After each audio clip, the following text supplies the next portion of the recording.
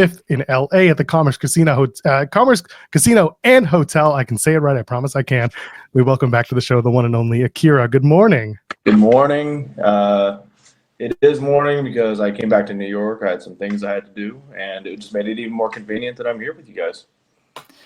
We appreciate you joining us here this morning. Like, we're going to start off very lighthearted, nothing too serious. We'll get into the serious stuff later on. But we've been talking about what's that? It's always serious. There's never a dull moment. That's I'm not a comedy guy. You know this. Come on now. Oh, this isn't comedy. When have I ever been funny? When have I ever been funny in my career? Come. This isn't comedy we're talking about. We're talking about your favorite meats. Do you have a favorite meat, AKIRA? I will always have a love and a need for a good steak, whether it is a sirloin, whether it is a ribeye, whether it is filet mignon. I don't care. I haven't had the pleasure to have a tomahawk yet, but that's definitely on the list. I love steak. Fish is good, but there's nothing better than a good medium rare steak with a potato or mashed potatoes and maybe some asparagus. Asparagus or broccoli. Mix the broccoli in with the mashed potatoes, and then you got your steak and you put it all together. That combination is the sandwich. It is the refined art of a sandwich taste of a dinner. Now it's funny. Hold on. I love that he glossed past like the most, I don't know, controversial is how you like your steak. And he said medium rare, which medium by the way is the right answer. Hank Hill is correct. It's medium rare. Yeah. If it's anything else, you ask him politely but firmly to leave. That's all we wanted you for, AKIRA. We're just asking about meat here. Good talking to you. Maybe. Wait, are we talking about some other kind of meat that I'm unaware of? This is how there you are. Found you out. We know what you're talking about. Well, this is how all of this started. So there's this place in Toronto. Joel here is from Toronto. It is called Jeremy's Meat, and apparently it's just one meat. That's all you can get there. It's just one meat. Well, it's like Seinfeld. It's like the soup Nazi. You just go in there, you get what you get. You don't complain, otherwise you don't get it. But apparently it's good, otherwise you wouldn't serve that one style of meat. I agree. I have yet to go in there. I just see it all the time on my commutes, and I say I have to take a photo. So I did, and now we know it exists. So now I have to make a stop. Maybe tomorrow I will make a stop. It's almost like a Weird Al cover of the Pearl Jam song, but instead of Jeremy in your head, it's Jeremy's Meat. Obviously, it's not as dark as Jeremy, but it's neither here nor there. I got teased so much for that song. They were like, "Oh, there's Jeremy. He's gonna go all Pearl Jam on us." I was like, I was born before this song came out. I have no connection to it. Wait a minute. When were you born? I was born in '88. Didn't the song come out in the '90s? You were born. It came in the '90s, but honestly, that's the perfect time for you to get into the song. Is like 10 years later when it came out. Oh, I like this song. It's a good song, but people wanted to say, "Oh, were you named after the Pearl Jam song?" I trust me. I know the cruelty and avarice of children knows no bounds. I am well aware of it. Well, children suck. I got 12 of them. I don't like any of them. You have? I think you have 12 of them. Yeah, brother. A lot of kids. I know we're talking about meat. Yeah, my meat's very busy. Yeah, maybe wrap your meat. 12 is too much. How are you affording this? The scoops pay well, AKIRA. That's the thing. You're not affording it. I'm not anymore. Not anymore. Unless you're pulling a reverse America, where you have all the kids and all the moms are paying the child support. Then it's only one mom. Come on now, it's one mom. Oh, I don't know. You're talking about meat. The way what you're talking about right now, your mind's all over the place. You could just be the king of Toronto. Like, that's possible.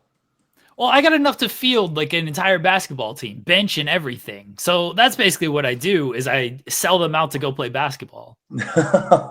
Okay. It's your own child workforce. I understand. Yeah, exactly. Exactly. They're bringing in the money for me. That's how it works. Well, if I start seeing Lambert style Nike shoes, I'll know what's going on. Okay. I got to know what that logo looks like. It's literally just the Nike logo, but it's shaped like an L. Yeah. It's like this. Thanks for joining us today, AKIRA. I hope you. Oh, what is this? It's my Nike logo. Oh, okay. Did you get your appendix out? What are we doing there? No, when I wrestled at RPW and in November, the day before Bloodsport, and the reason I had to pull out was because I got an injury in that match, and they thought that I pierced. I think it was one of my kidneys, because it was just a very crazy accident. But yeah, I now have an official Nike logo, and I'm still trying to push for Nike to sponsor me so I can live the good life. Nike, I literally have the logo right here. You don't have to get it done. It's already official. I'm seen on different websites and all over the world. Maybe it's time to just give me that little, maybe $5,000 a month. I'm not asking a lot here. You've got $5,000. What you don't pay those children to make the shoes, you can give to me. LeBron's got some leftover money. He can't chip in $5,000 here. LeBron, come on, man, help me out here. Maybe give me my own customs. It's fine. I don't like glass shattered Nike shoes. There's a style. Come on, I'm printing money here for you guys. That's actually really good. Like a Taipei deathmatch shoe. Oh yeah, it's a shattered glass design. You can get it in different colors. Nike, come on, everyone tag Nike. This is a good idea. This is a very good idea, and I'll sell them at shows.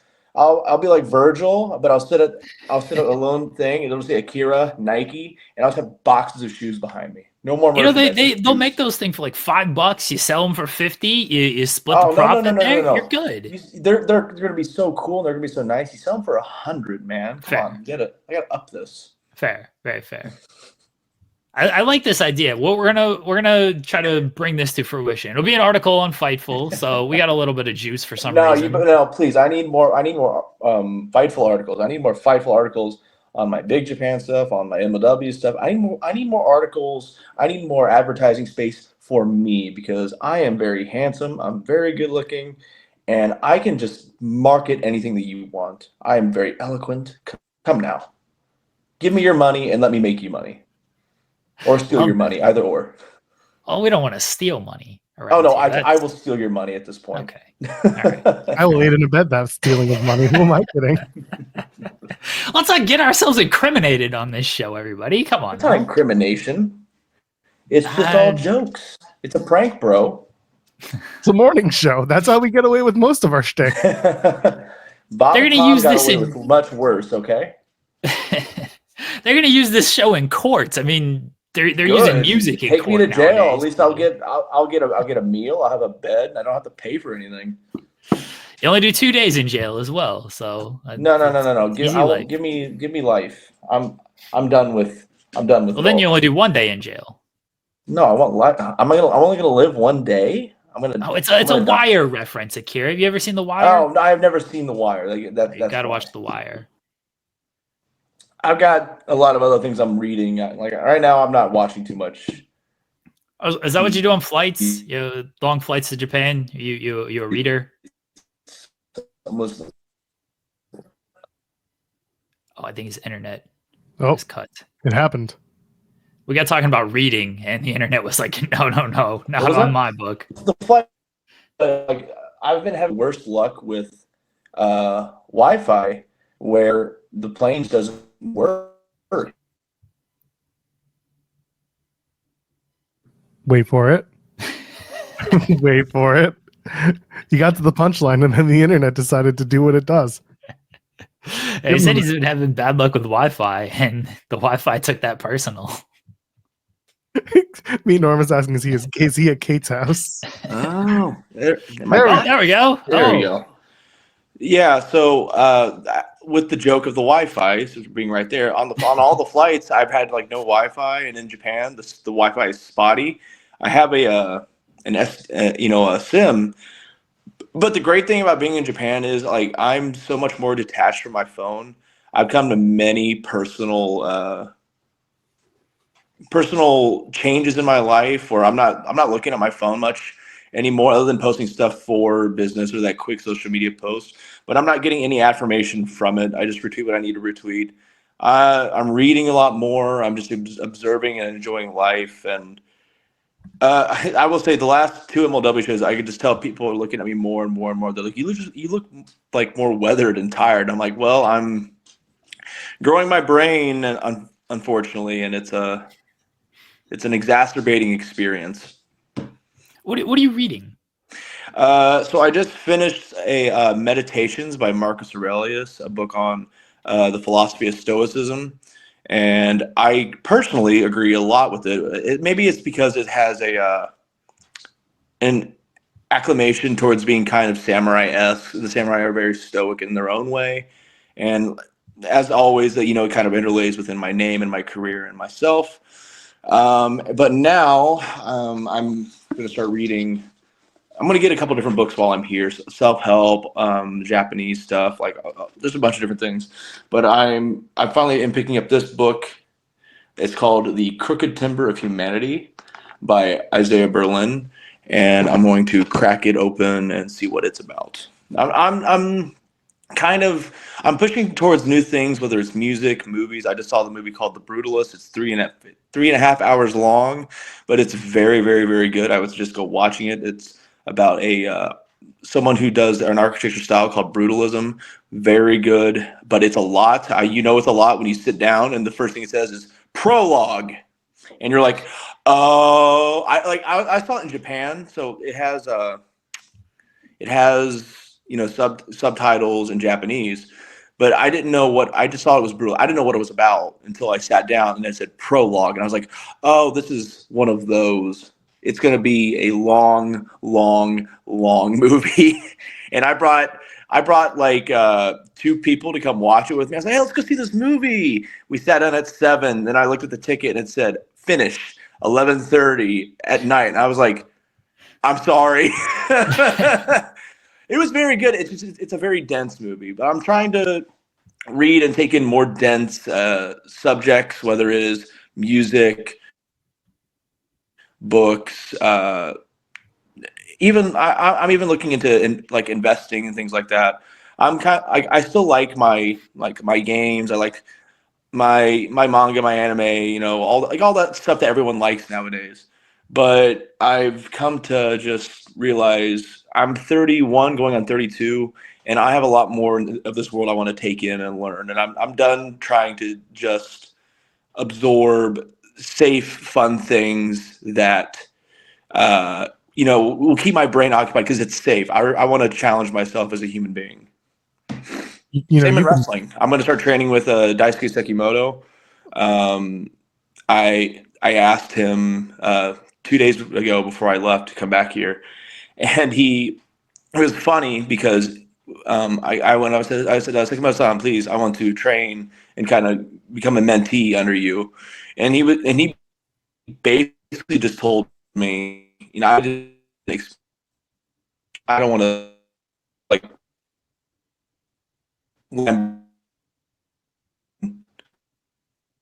to. Oh no, we're getting a good answer. So he said, "Okay, when return, we train." Oh no! What did y'all miss? What did I say? It cut off basically. It cut off when you said you asked Sakamoto to train with him and you wanted to be a mentee. And now I worry that it's cut off. And then he said, "Help." Maybe that's the issue. But he basically, I didn't expect him to be so complimentary, but he looked at me and he said, "You don't need mentor, you excellent." And I said, and it's nice to hear that, but I didn't want to let that get to me. And I immediately went to him and said, "No, please, maybe excellent, but I want to be better. I want new opinion." So he looked at me and smiled and said, "Okay, when return next week, we start training in ring together." So I'm gonna be picking his brain for the next 4 to 5 months, and we'll see who I become as time goes on. But I'm just here trying to push myself this year as in every other ways that I can so that I can become the most successful person that I can be. I was going to say, you've put a lot of like reflection and introspective stuff on your Instagram. You're sharing a lot of that stuff. Is there like one affirmation or reflection that like stays with you always, that you're always kind of meditating on or thinking about? It's okay. So it kind of plays into my readings on Stoicism, but it also plays into things you need to say for yourself, because the things that you do for yourself, if you're doing it for a wholesome reason and not just for a selfish reason, it will interlay into the rest of your life. It's doing the things you need to do for you. Don't delay it. Don't procrastinate. Everyone says carpe diem, but when you fully illustrate that point of like, do it for you because no one else will, it really puts into perspective how short that life is. And it's like, you know what? Yeah, I do need to do the work for me. So I used to wake up late, like 10 a.m., 11 a.m. sometimes, but I've been getting Dale Patrick's up while we're over in Japan, 7:15. I wake up, cold shower, do my Duolingo, because it's like I'm never going to learn this language or any other language if I don't do it, and I can't break that. I have to maintain this order, and I repeat that every time I want to procrastinate. Do it now. Do it now. Do it because you need to do it for you, and focus on you is another one that plays in my life a lot now.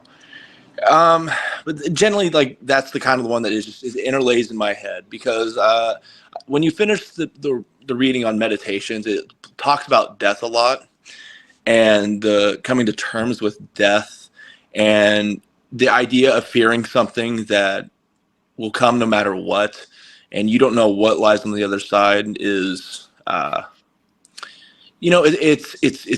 it's putting more stress in your life that you don't need, because you could be focusing on other things. Why focus on this thing? It's going to happen whether we like it or not.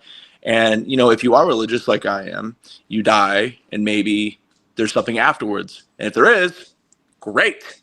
But if there's not, there's nothing. So what does it matter? And a lot of things have happened to me this year already where I've kind of just ascertained that I'm just going to live, and whatever happens, happens. If I get hurt in the ring and I die in the ring, well, that's it. I'm done. It's over. Whatever people think of me, whatever people say, whatever people love about me, doesn't matter, because I'm not here anymore. So just live in the now, enjoy it while you can, and when it's gone, it's gone. Nothing you can do. But what you can do is be the best version of yourself that you can be, so that you feel fulfilled. You feel fulfilled about what you did at the end of all. If you can feel happy and you die, you wanted to do something, you wanted to read that book, and in 2 weeks you finish that book and you feel good, and then you die. Guess what? You still felt good about something. You read that book. Very profound. We don't want you to die in the ring or otherwise. Some people do, I think. It's okay. It's okay. No, we don't need to talk about those. Hey, it's okay. No, it's okay, because if you really think about it, we all strive to be remembered forever.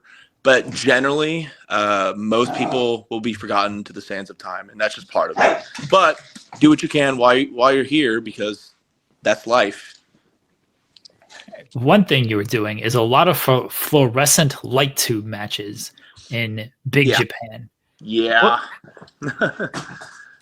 I don't want to ask, like, how does it feel to just get hit by light tubes all the time? But how is this latest tour with Japan going, and doing all these different type of light tube matches that also include barbed wire and more light tubes and tables and ladders and more light tubes and chairs? It's very funny, because it almost feels like a flash from the past. I'm sure that you all remember when I really hit the scene in 2020 and 2021, and I was 2 years into wrestling, right? And that's all I was doing was deathmatch.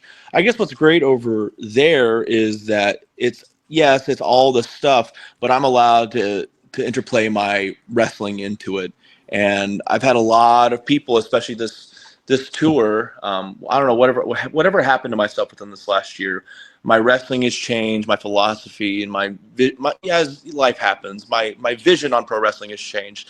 And I've had many people come up to me and say, that are wrestlers, and say, 1 year ago, okay, this year, as Sekimoto-san said, excellent. But it's been a great tour. As I won King of the Death match at the end of the year / beginning of the year. I was technically, I think, the first match of the year.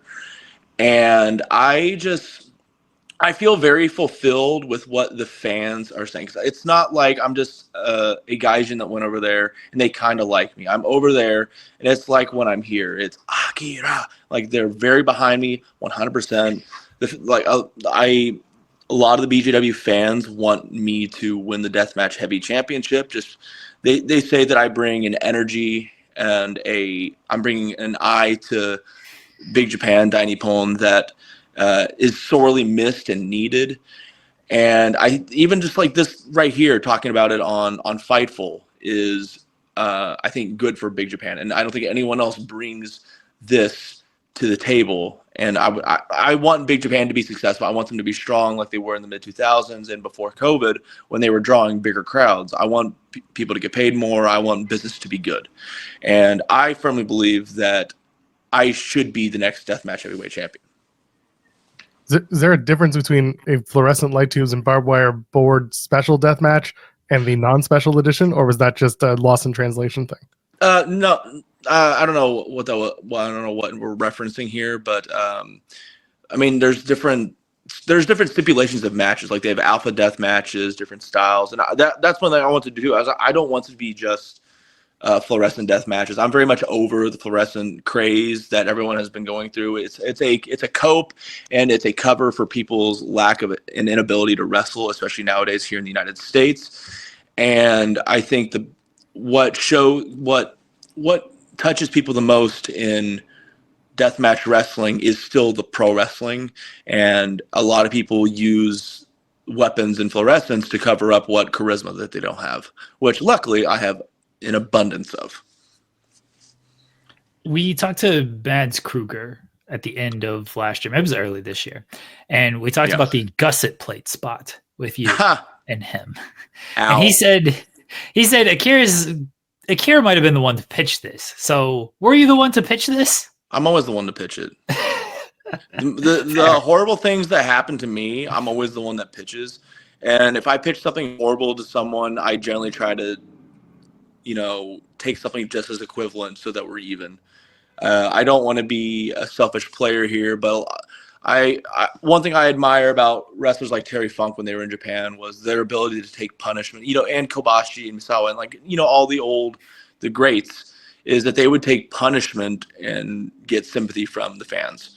And I feel in America, I'm one of the pure baby faces that makes people care. I really aspire to be Terry Funk and make people really worry about me. And I think I do it. I was waiting for that part. Last time we spoke to you, I think we were talking about you bringing your dog Coda to shows. Yeah. Are you still doing that? Not right now. He is with my family in Indiana, spending time with them. It's easier on the household here that if there's only one dog a piece. But I get updates from him. All the pictures I'm getting now are coming from my family, and so that's where you're getting the pictures from, is from them. Gotcha. They're letting me know what he's doing, all that stuff, and it's just nice for me to see him every once in a while. He and Winston are the two closest things I have in my life as family right now, and yeah, no, he's there. But when I'm back, he'll be going back to shows. Just right now, he can't. If I ever had to go to Japan for long term, they got me an apartment to stay in. I've already been kind of pushing towards this. I was like, I cannot leave him over here with my family. I got to bring him with me from now on. He flies for free. He's a service animal. He's a licensed service animal. As everyone has seen on Twitter, on social media, I came up about a very personal subject in my life recently. And I have a lot of stuff that I still deal with from that, and that's why he's there. That dog is very much the closest thing I have to a son and family in New York. He's always by my side. He's always calm. People have seen him at shows. He's just what he is what he is to me. You mentioned going back to Japan. When are you headed back there? Next Tuesday. So Tuesday morning, I will head to the airport, and then fly back. And at the end of this month, I have the title match, which please, everyone, message Big Japan, cheer me on. You can subscribe to BJW Core. You can do all these other things, and you can see my work there. I'm representing Major League Wrestling there, as well as deathmatch wrestling around the world. And my goal is to take that title and hopefully defend it in a deathmatch on Major League Wrestling. So are you doing kind of what you did earlier of going to Japan, coming back for basically one MLW show and then going back? Yeah, right now I needed to get away from the indies in the United States. I feel like I needed to go through, again, this personal growth as a wrestler and as a person, so that when I come back, I can have a fresh start. I've been, as you all know, I have not been injured. I have been around really hard since 2020. And this is the first time in a long time where I've just been detached from the scene. So, and as you can see with the new entrance look, with everything, I'm just kind of finding my own lane, and who I am and who I need to become in order to hit that next level. So by the time June's coming around, you'll probably see some new stuff from the Psycho Samurai, and you'll have a new presence on the scene that the scene is sorely missing. Too many flippy boys, not enough fighters. So with that in mind, with MLW's Battle Riot coming up April 5th in LA, obviously most important thing coming up. We'll talk about that for a second. The world title is on the line in that match. If you're there, if you win, what does a world title around AKIRA's waist look like in MLW? What is that like for you? It would be the first world title that I've ever had. But what it would look like, it would look like Terry Funk in Japan with gold. I would be probably pissing blood out of my head, but you'd have me in regular matches. You'd have me in death matches. You would have me in every single style, because I'm not afraid to fight anyone in any way. If I had that world title around my waist, it would be me against Japanese legends. It'd be me against lucha legends. But it would also be matches that no one would ever see before. I don't want to be, if I'm that champion, I don't want to be a champion that plays it safe. I want to push the boundaries. I want people to get their eyes on MLW. I want to be a good champion, good for relations, good for business. And I firmly believe I'm eloquent enough, capable enough, and talented enough to do that. Many people, no offense, in MLW can't touch me. They haven't been able to touch me. Even when I was on a losing streak all last year, everyone was talking about me. And I firmly believe it is my time to shine. I get that championship, you know what? I would love to get that championship and do the craziest thing and challenge the craziest people. Hey, Jun Kasai, come to America, fight me at Major League Wrestling. It would be stuff like that.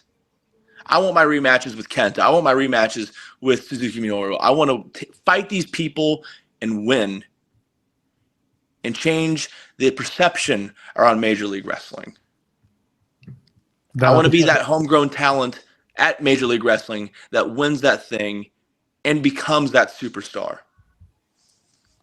That opportunity comes Saturday, April 5th, Commerce Casino and Hotel in Los Angeles, California. It's the MLW Battle Riot. Go check it out, MLWLA.com, and get tickets while they're still available. They will sell out, because that's what MLW has been doing. AKIRA, before we get you out of here, plug your stuff. Buy my Halloween shirt, by the way. It's the coolest one of the Halloween shirts. It's me as a zombie samurai. It's very cool. Not enough people are buying and wearing that shirt. Listen to the man. Anything else you want to plug before we get you out of here? Yeah, and check out Battle Riot when it occurs. Cheer for me. Tell everyone that they suck, and please watch all the stuff from Big Japan I've been doing this year. King of the Death Match, all that stuff, because it's all building towards the work that I'm doing in Major League Wrestling. You can subscribe on BJPW Core as well as the BJPW Premium YouTube channel, and just let them know, let the world know that I'm the guy. And I'm tired of pretending that I'm not. The one and only AKIRA. There we go. Thank you, AKIRA. Thank you, guys. Take care of yourself.